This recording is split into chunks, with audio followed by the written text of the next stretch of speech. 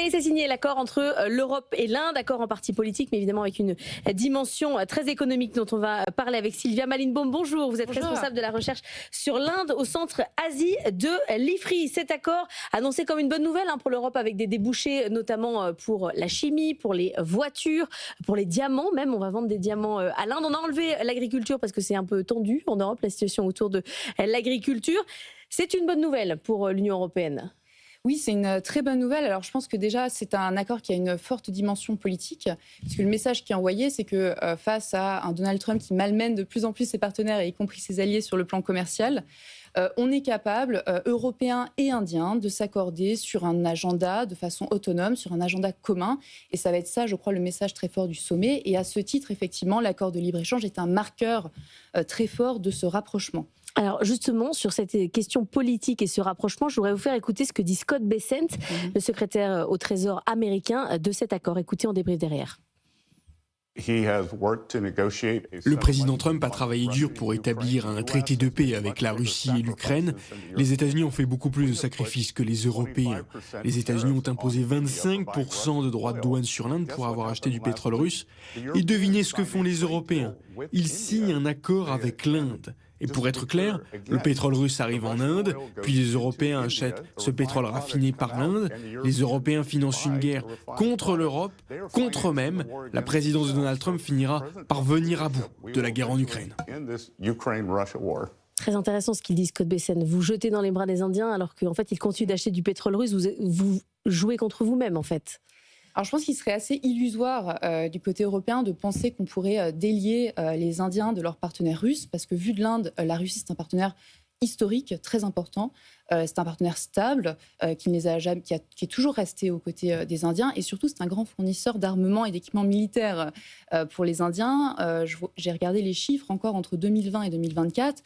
La Russie reste le premier fournisseur d'armement pour les Indiens, avec 36% des importations d'armement indiennes. Donc il y a là une relation qui est quand même importante. Donc effectivement, Européens, on a choisi de se montrer plus conciliant sur ce point. Choisi de fermer les yeux quand même. Alors, on ne ferme pas les yeux, je pense qu'il y a un dialogue. Il y a un dialogue qui est monté en puissance, y compris sur ce sujet. Pour autant, effectivement, il est probable qu'on s'accommode. Je dirais que le mauvais rôle soit joué par les Américains, qui jouent effectivement un rôle beaucoup plus coercitif, puisqu'ils ont imposé 25% de droits de douane supplémentaires aux Indiens pour acheter effectivement ce pétrole russe, qui, il est vrai, en partie a été raffiné en Inde et expédié en Europe, puisqu'on voit que les augmentations de pétrole raffiné indien vers l'Europe depuis 2022 ont augmenté. Annalisa. Sylvia Malinbaum, on sort d'une séquence très tendue pour l'accord avec les pays du Mercosur. On sent que pour l'instant, il n'y a pas la même opposition, en tout cas en France, sur cet accord avec l'Inde. Pourquoi, à votre avis ? Alors, je le disais, c'est un accord politique. Donc, l'objectif, dans un contexte international tel qu'on le connaît, c'était de conclure au plus vite ces négociations, encore une fois, pour envoyer aussi ce signal. Et donc, on a dû faire des compromis. Il y a eu un certain nombre d'arbitrages politiques qui ont été rendus dans ces négociations, ce qui veut dire très concrètement qu'on a un accord un peu allégé. Donc, on a choisi sur le fond, effectivement, d'exclure les domaines les plus sensibles, et notamment, a priori, l'agriculture qui serait largement exclue. Donc, ça évite, effectivement, de toucher à ce sujet particulièrement délicat. Et puis, comme je le disais, sur la forme, vous savez, les Européens négocient des accords très larges, très globaux, avec plus d'une vingtaine de chapitres qui ne touchent pas uniquement aux réductions tarifaires, mais avec un certain nombre de sujets sur les normes environnementales, sur les droits des travailleurs, etc. Et donc, il va être intéressant, quand on connaîtra le contenu de l'accord, de voir aussi s'il y a eu des compromis, des concessions qui ont été faites aussi sur la forme. On a enlevé un peu ce qui énerve. C'est un peu ce que vous nous dites. Alors, on ne connaît pas encore exactement le contenu. On n'a pas tous les détails. On n'a pas tous les détails. Et il faut d'ailleurs préciser que c'est là la conclusion des négociations qui est annoncée aujourd'hui. La signature aura lieu dans plusieurs mois. Il y a un processus juridique qui va avoir cours, et probablement peut-être encore aussi quelques renégociations à la marge sur certains détails. Et puis, il y aura surtout un vote par le Parlement européen, ne l'oublions pas. Donc, on n'est pas encore à la signature finale de l'accord. Qu'est-ce que nous, les Indiens, peuvent nous vendre qui nous intéresse particulièrement ? Alors, d'abord, du point de vue indien, l'Union européenne, c'est un marché important. C'est le premier partenaire commercial. Donc aujourd'hui, il y a des biens qui sont plutôt situés en amont de la chaîne de valeur, plutôt à faible valeur ajoutée, mais intensifs en termes de main-d'œuvre. Je pense notamment au secteur textile et habillement, qui est un gros secteur à l'export pour les Indiens et qui a été d'ailleurs particulièrement frappé par les droits de douane, encore une fois, qui ont été imposés par Donald Trump ces derniers mois. Donc ça, c'est un secteur sur lequel les Indiens pourraient avoir des concessions tarifaires intéressantes, puisqu'aujourd'hui, c'est un secteur qui, en Europe, est taxé à près de 10%. Et puis ensuite, un certain nombre de composants électroniques, je pense notamment, par exemple, aux iPhones qui sont désormais assemblés en Inde, qui pourraient être vendus en partie en Europe. Et puis tout un ensemble de biens hors agriculture.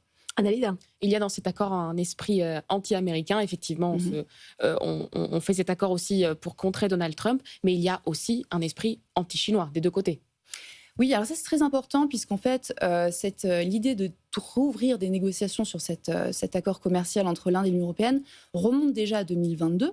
Donc on est avant la réélection de Donald Trump. Et l'idée, en tout cas du point de vue européen, c'était effectivement de trouver des voies d'approvisionnement alternatives à la Chine, donc de dérisquer, pour utiliser un anglicisme, notre économie. Et à ce titre, effectivement, l'Inde était perçue comme un partenaire intéressant.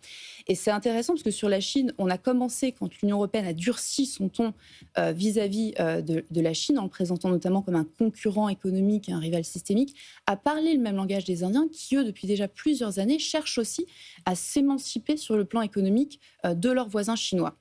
Donc c'est un point effectivement important. On dit souvent que le marché indien est le plus fermé au monde. Donc pour nos entreprises, déjà comprendre le marché indien, c'est compliqué. On le voit dans le retail parfois avec certaines boîtes de cosmétiques qui essayent de s'implanter. C'est un marché compliqué, l'Inde. Alors, c'est un marché effectivement difficile. C'est aujourd'hui notre 9e partenaire commercial, nous, Européens, parce que vous l'avez dit, il est très protégé. Les droits de douane moyens qui sont appliqués aujourd'hui pour les exportateurs européens en Inde, c'est 9,3%.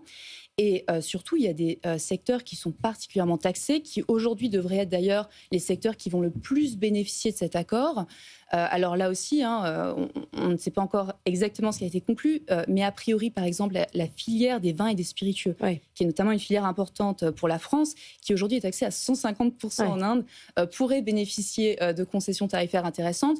La filière automobile également, qui là encore est lourdement taxée, précisément parce que les Indiens protègent ce secteur et veulent aussi développer leur propre industrie automobile, pourrait là encore bénéficier d'un certain nombre de concessions tarifaires. Donc on voit bien sur ces secteurs les plus lourdement taxés aujourd'hui par les Indiens, il pourrait y avoir effectivement des gains réels pour les exportateurs européens. Parce que vous dites 9%, on a l'impression que c'est pas beaucoup, parce qu'à force d'écouter Donald Trump, on a l'impression que c'est 200% partout. Mais en fait, la moyenne dans le monde, c'est 2%. Donc effectivement, 9% avec l'Inde, c'est beaucoup. Merci beaucoup d'être venue ce matin, Sylvia Malinbaum, responsable de la recherche sur l'Inde au Centre Asie de l'IFRI.